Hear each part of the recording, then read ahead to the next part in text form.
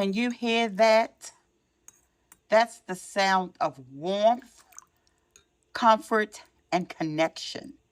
Welcome to Cup of Cocoa and Chat, where we sip, share, and start the day with purpose, peace, and a little sweetness.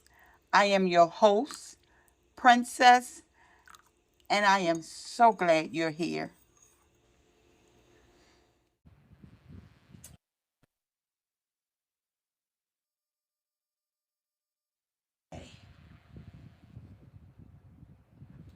Release date Monday, August 4th, 2025, episode 17, Budgeting and Thrifty Living Stories.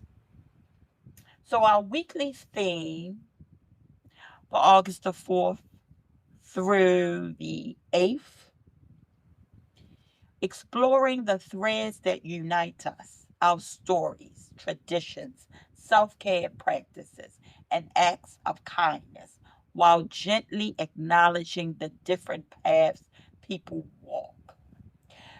So, all this week, we will be exploring the threads, starting with today's episode, which is budgeting and thrifting living stories. Our motivation focus for today is celebrating small wins, celebrating small savings wins, because even $5 saved with intention is $5 closer to freedom, stability, or self care. So let's get right into it.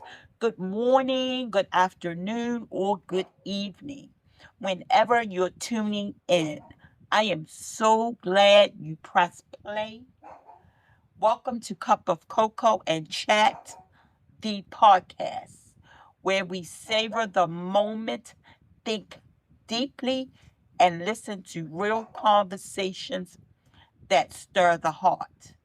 We share, start the week with intention, warmth, and truth.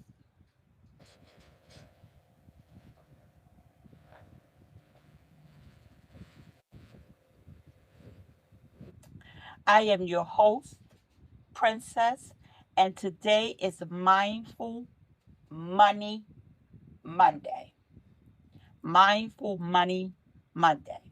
And this week's theme is one I believe we all need, especially in the busy world, and it's called Budgeting and Thrifty Living Stories.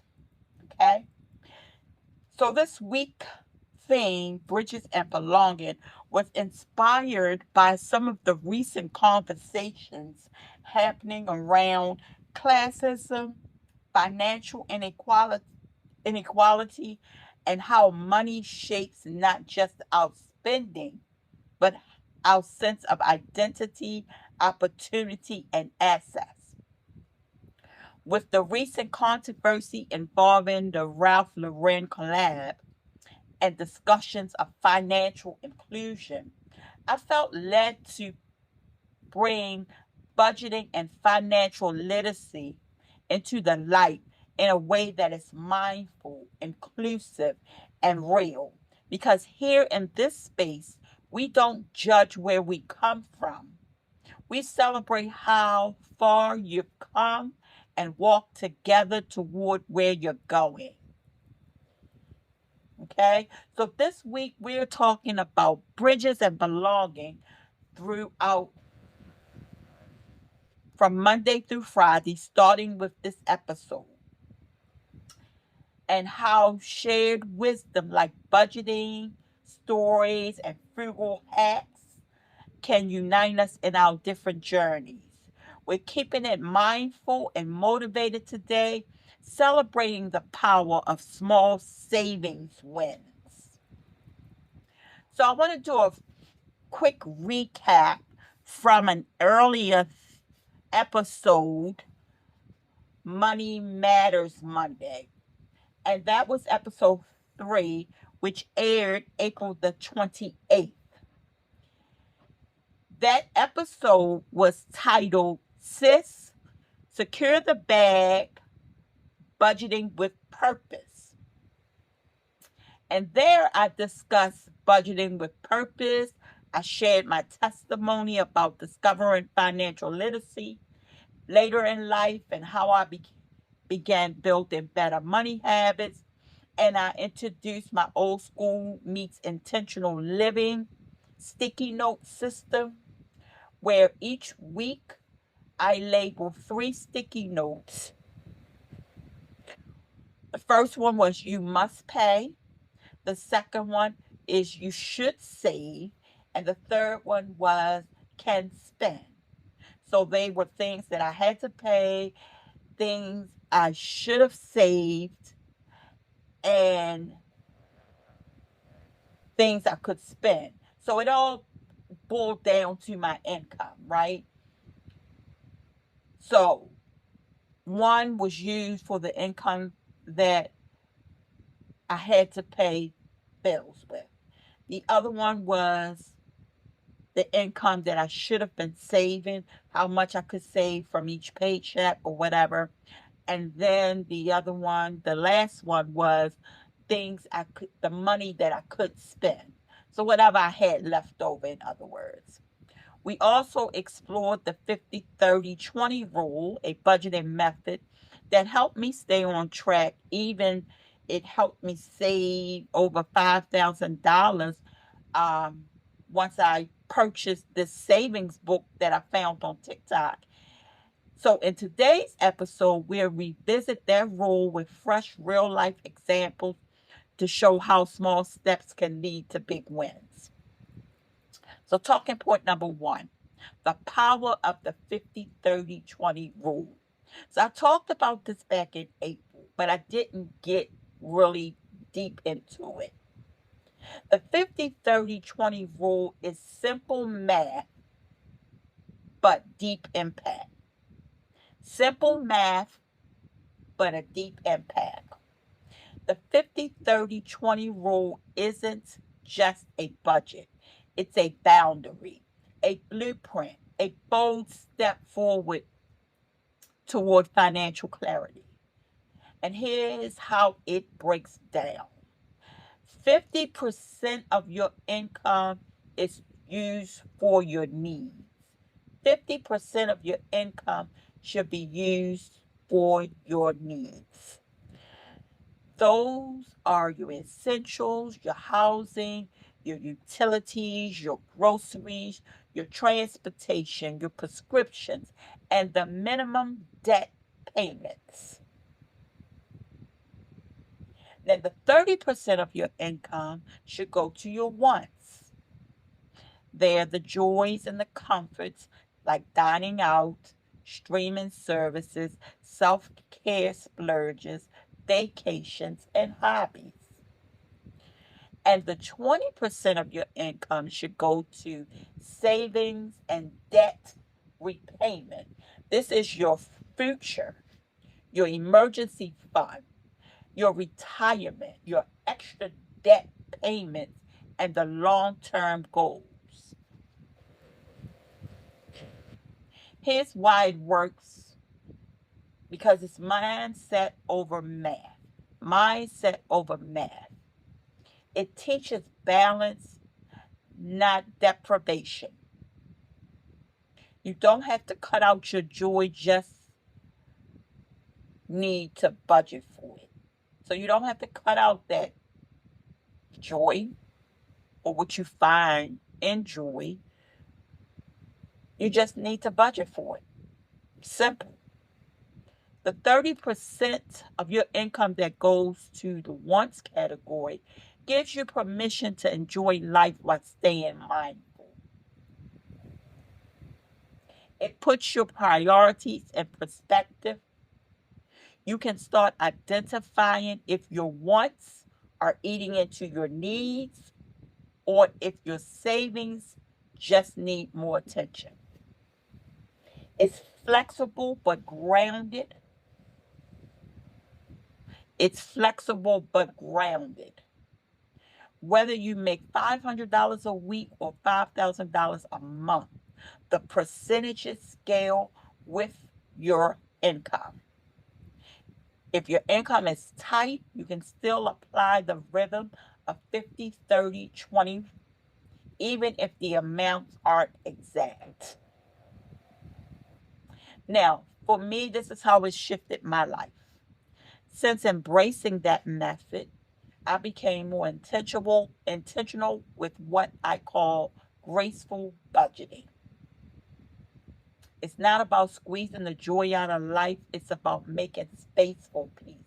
And I don't know about you, but when you can pay your bills and do the things you want and also save, was peace for me, right? Was peace for me. And with tools like my TikTok savings book, I'm now saving over $5,000 a year in addition to that 20% of the income that I was putting away. But that wasn't through huge sacrifices. It was through steady steady awareness. So here's my encouragement for you. You don't need a perfect income to start. You just need a purpose driven plan. A purpose driven plan. Even if you begin with a modified 70-20-10 rule, 70% of your income goes to your needs, 20% of your income goes to your wants, 10% goes to your savings. Or you can modify it and it'll look like this if you use 60-30-10. 60% of your income goes to your needs, 30% of your income goes to your wants, 10% goes to your savings. Just as long as your goal has momentum. Start where you are, give your money direction. Let the 50-30-20 rule or the 70-20-10 or the 60-30-10 rule guide you. But don't let it guilt you. Don't let it guilt you, okay? Just let it guide you. Talking point number 2, small wins matter. Small wins matter. Here's a little story. Small shifts really do add up. Toward the end of my career, before I retired, I made one intentional change. I was one of those people who spent 10, 15, $20 a day. $20 a day, up to $20 a day. Okay?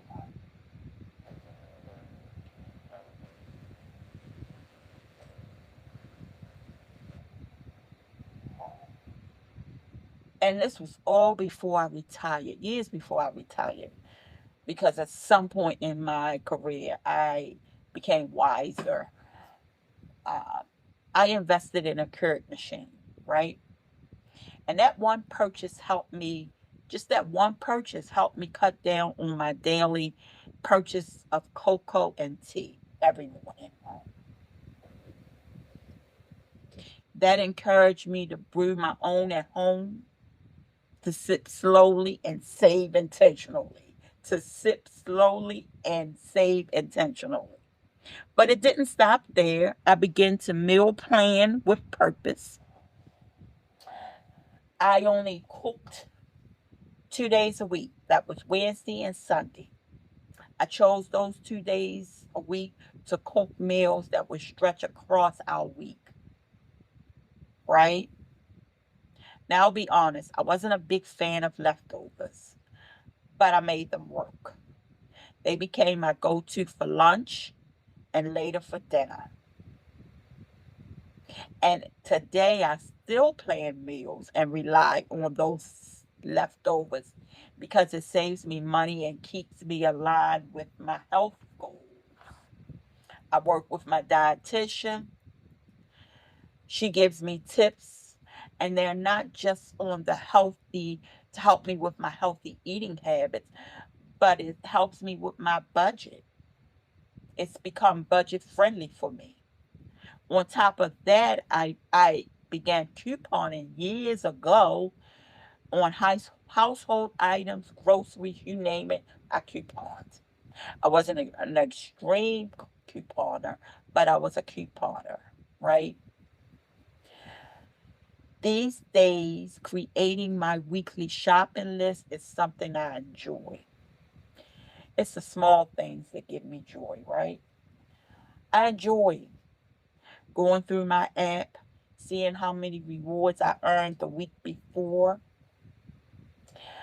I just had a heaping $12 that I used for my groceries for this week, towards my groceries for this week, right? And that keeps me focused and grounded. Small steps like automating my savings, right? Making sure that when my pension comes in, money is taken right out and goes right into my savings. So I never see it, it goes right into my savings, right? Tracking my spending is something that I still do. I did pre retirement, I do it post retirement. Setting weekly limits have become second nature for me. They may seem simple, but they're quiet wins that continue to bless me. You might have seen one of the teaser posts that I posted earlier where I show myself checking my grocery list on my app. I have I got another one that I'm going to post as well. You say, why am I posting things like that? Showing everyone that budgeting isn't about restriction. It's about a rhythm that supports my peace. And maybe it can support your peace as well. So here's my second encouragement of the episode. Don't underestimate the power of small choices. Brew your cocoa, brew your coffee, make that market list, reheat the leftovers. It's just not saving money. It's about being mindful of what you have. Being mindful of what you have. Talking point three. Here's some thrifty living stories, collective wisdom that I have. Now, I want to start by saying I would love to hear from you. I would love to hear your small saving wins or thrifty living stories before I get mine. Share your tips with me. Send a quick message on Facebook. Drop a comment on my latest post. Or email me at princess48ray@gmail.com. I'll feature some of your stories in our next Mindful Monday episode so we can learn from each other. Now, here's my family and cultural influence on thriftiness that I learned over the years. Growing up, I didn't feel the weight of financial stress. My dad was the primary wage earner. My mom ran an informal daycare from our home. Together, they created a home where we never lacked. We always had what we needed and often even what we wanted. But when my parents separated, I guess I was about 15, 16 or 17, somewhere along there. And money became noticeably tighter for my mom. That's when I really saw my mother's quiet strength. She never made a fuss, she just made it work.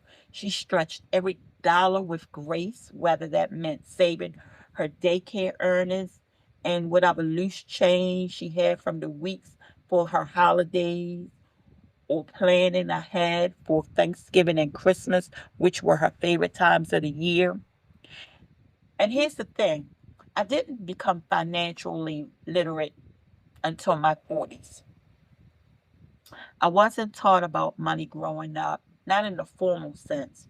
I learned in school how to count money and things of that sort, but not to the extent that I needed for life, you know, not for that extent. But what I did learn from my mom, even without realizing at the time, was how to make it work. She showed me what resourcefulness looks like. She modeled what it means to care for your family with love, planning, and intentional spending, even when funds are limited. So while I may have gained budgeting strategies later in life, the heart of thriftiness, the grit, the creativity, the discipline that was planted early, I'm so grateful for it. So all of those things I learned early, but I didn't gain budgeting strategies until later in life. Thriftiness isn't just about restriction. It's about resilience. And that's a legacy I carry proudly, that I carry proudly. The talking point number 4, gracefully budgeting in community. Budgeting in community, building bridges, not just balancing sheets. Because let's be clear, budgeting is not a solo journey. It may start with your personal decisions, your bank account, and your own sticky notes or savings goals. But the impact of those things, it ripples outward, right? When we talk openly about budgeting, saving, and even struggling, it removes the shame and invites support. Maybe that looks like swapping budgeting tips, as I'm doing here. You could do it with a friend, meal prepping with your sister, a family member, or neighbor, starting a savings challenge with your kids or your grandkids. Because when you make financial wellness a family or a community conversation, you're not just changing your life, you're helping rewrite the narrative for the next generation. So here's a pass it on moment that you can use. I didn't get a pass it on moment from my parents about financial literacy or budgeting, but from my mom, I got that resilience, that strength to make it work. I got that, but I didn't get that budgeting, that financial literacy. But here's your pass it on moment, because I'm sure someone in your circle could use a budgeting blessing. Okay? So share this episode with them, spark the conversation, be the one who opens the door to financial clarity for someone else. And remember, as your knowledge grows, so does your power. Once you get a grip on budgeting, you'll start seeing the bigger picture. You'll learn about high yield savings accounts. You'll learn about the rule of 72 and how compound interest can work for or against you. You'll start to explore investments, not just income, and you'll shift your mindset from simply saving to building wealth. And that's where we need to be. We need to all be building wealth, right? But it all starts with understanding where your money is going and giving your money direction. From budgeting basics to bigger financial wins, every step forward matters. And when you walk that journey in community, it becomes lighter, richer, and more impactful. So don't walk it alone. Invite someone in, build bridges, share wisdom, and watch how far your financial peace can go. So let's go a little deeper. I have 5 questions. Maybe they're not really questions, but they are invitations to reflect, share, and connect with community that values growth over perfection. Question number 1, and this is only for you to reflect on and build on and share with others, right? So that these conversations can be had. What's a small savings win you celebrated recently, and what did it teach you about your habits or mindset? What's a small savings win you celebrated recently, and what did it teach you about your habits or mindset? Did you stick to your grocery list? Skip a splurge? Did you choose peace of mind over impulse? Let's unpack those wins. Let's talk about those wins. Let's reflect on those wins. Number 2, when you reflect on your spending, do you find it harder to manage emotional spending or unexpected expenses? When you reflect on your spending, do you find it harder to manage emotional spending or unexpected expenses? Let's talk about where the real challenge lies. Is it the need versus want, or the stress of unplanned moments? Is it the need versus want, or the stress of unplanned moments? Did I need it, or do I want it? And we all know emergencies arise. Do you want to be stressed about an unplanned moment that comes up and you don't have your money, or you don't have the money to pay for it? Right? All of those things can be stressful. And you can have an internal battle with that need and that want. Okay? Number 3, what's a thrifty living tradition or money saving habit passed down in your family or culture that you still use or want to bring back? What's a thrifty living tradition or money saving habit passed down in your family or culture that you still use or want back? As I said, in my family, I did not get a money saving habit, but a a thrifty living tradition I did get, and that was the creativity to make it work. But I would have loved to have had the money saving habits as well. Maybe yours is your grandma who used cash envelopes. Maybe your community practice potlucks, or your family practice potlucks, or clothes swaps. Maybe you guys participated in clothes swaps. Share your story. Make it, it might, share your story. It might inspire someone else.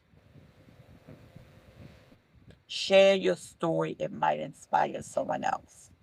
Number 4, who are you budgeting for beyond yourself? Who are you budgeting for beyond yourself? Whether it's for kids, whether it's your future self or community, identifying your why helps make budgeting more meaningful. And my why, I budget for myself. And my why is because I'm retired and I would love to use my extra money on things that I want to do when I want to do them because I'm retired and I can do what I want when I want. But it's good to have that money to do that with, right? So that's why I budget, why I still budget in my retirement years. I still budget. Number five, what's one area of personal finance, investing, debt payoff, credit repair, or saving that you want to better understand by the end of this year? What's one area of personal finance, investing, debt payoff, credit repair, or saving that you want to better understand by the end of this year? Let's grow together. Drop your goal or your curiosity, and I'll keep bringing content and information to support our journey. So I'm going to close out. Before we close out, I'm sorry, I want to give you an affirmation for this week. I honor every mindful dollar, every intentional decision, and every quiet victory on my financial journey. I honor every mindful dollar, every intentional decision, and every quiet victory on my financial journey. So, all right, beautiful people, that brings us to the end of today's episode. If today's conversation gave you something to reflect on, I'll leave you with this final thought.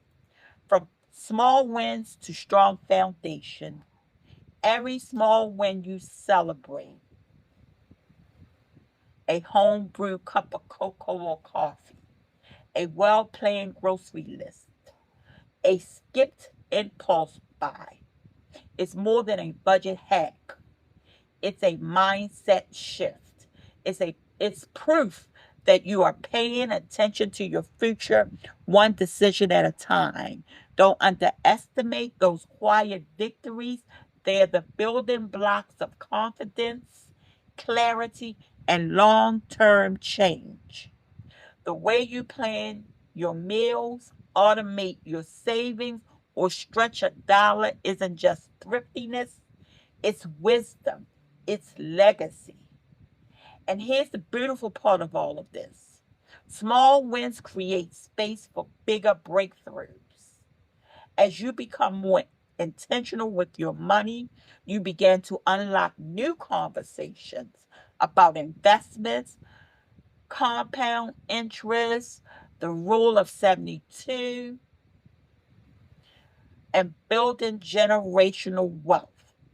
You move from surviving to thriving. Surviving to thriving. So keep going, keep choosing with purpose, keep celebrating progress, even when it's quiet. Because every mindful dollar today is a seed planted for a greater harvest tomorrow. Please share this conversation with someone who might need an encouragement or just some information today. And if you found value in this space, I'd love to have you join me again next week for more conversation that nourish the mind and soothe the soul. I'll be back next Monday, August the 11th, with season 1, episode 18 of Cup of Cocoa and Chat, the podcast. So mark your calendar, pour your favorite drink, and meet me right back here for more good vibes, meaningful I'm sorry, meaningful conversations, and purpose-filled moments. I need to slow down. Until next time, take care of yourself, stay encouraged, and as always, peace and blessings. I love you guys, and I mean it. Bye for now.